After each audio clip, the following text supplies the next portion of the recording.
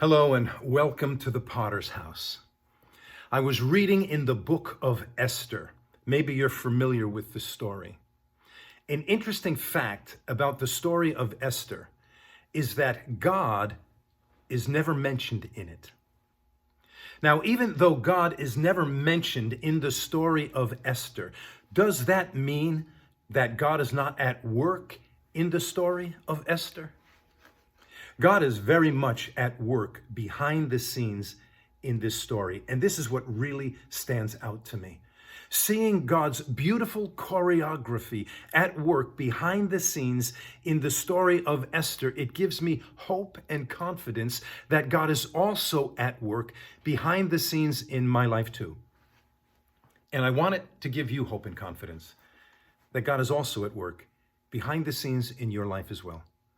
Think about how these two scenes come together so beautifully in chapters 6 and 7.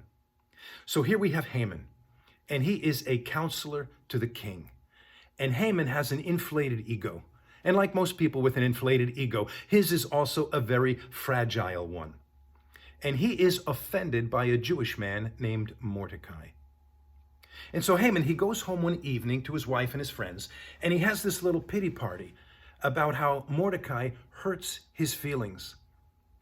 And so he stays up all that night and he puts together this evil plan to kill Mordecai. And to not only kill Mordecai, but to kill all of Mordecai's people. Now, once Haman has his plan together, he's all excited and he cannot wait for the next morning to talk to the king about it. Well, that very same evening that Haman is plotting to kill Mordecai, the king is at his house and he's trying to go to sleep, but he can't. Did you ever wonder what was keeping the king awake that night? So the king, he tells his servant to go get the book of the chronicles of his reign. It's like a royal diary, and read it to him. He's thinking that maybe a little night reading is going to help him go to sleep. Or did God have something else in mind?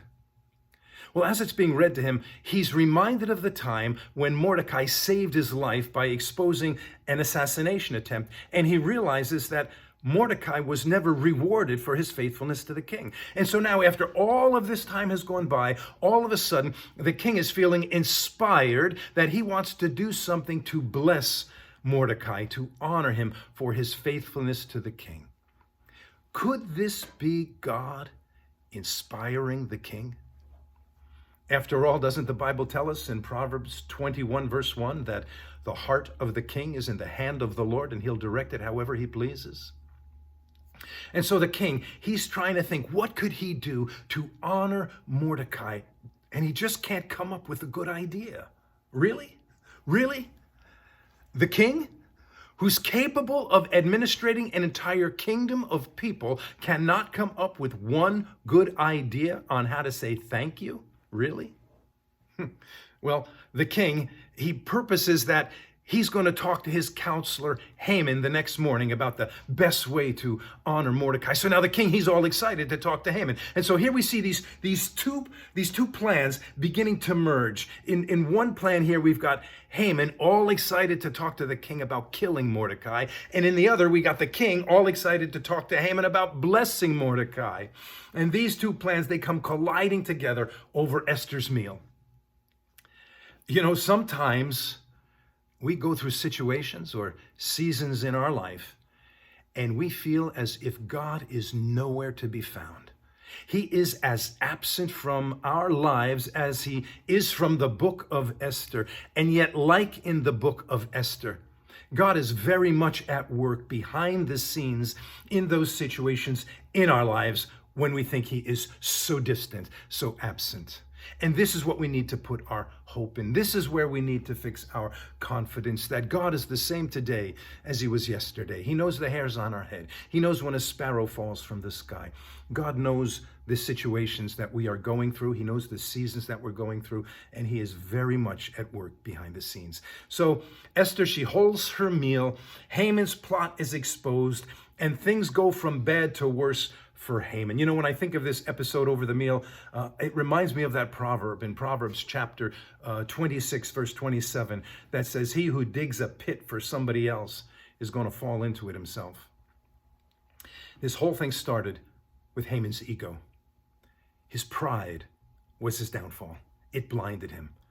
He was so consumed with stroking his own ego, flexing his own authority, pursuing his own agenda, that he completely missed the opportunities that were right there in front of him. I wonder how differently life would have turned out for Haman if he was just a little more humble and simply ignored Mordecai and focused on serving the king. Where would that have taken Haman? In the end, Mordecai is elevated to prime minister, ruler over the whole land, second only to the king. That could have been Haman's place. So instead of Mordecai and his people being killed, Haman and his family and his people are killed. What was intended for Haman, this place of honor and privilege alongside the king, it was taken from Haman and given to another. Doesn't that remind you of Jesus's teaching on stewardship in Matthew chapter 25? This whole story hinges on two things: Haman's pride and Esther's obedience to her uncle Mordecai. Think about it. If either one of those things was different, the whole outcome of this story would have been different. Pride and obedience, these are two powerful elements that hold great potential to alter one's destiny. I think this is why the Bible tells us to pay attention to the little things in our life, because God works in the little things. And not only does God work in the little things, the devil works in them too. This is why Solomon tells us to catch the foxes, the little foxes that spoil the vineyard. It is the little things that actually hold great potential and can become quite big things in God's kingdom. You know what? This whole thing, it reminds me of that little poem by Benjamin Franklin, For the Want of a Horseshoe Nail. Maybe you've heard it. For the want of a nail, the shoe was lost. And for the want of a shoe, the horse was lost. And for the want of a horse, the rider was lost. And for the want of a rider, the battle was lost. And for the want of a battle, the kingdom was lost. And all for the want of a horseshoe nail. It is the little things that actually hold great potential to alter your destiny. That's something to think about. Hey, thanks for stopping by the Potter's House. I hope you'll come again. If you'd like to learn more about this ministry, you'll find it on our website, ajourneytothepottershouse.com. And until the next time we're together, may God bless you as he continues to fashion your life into the plans he has for you.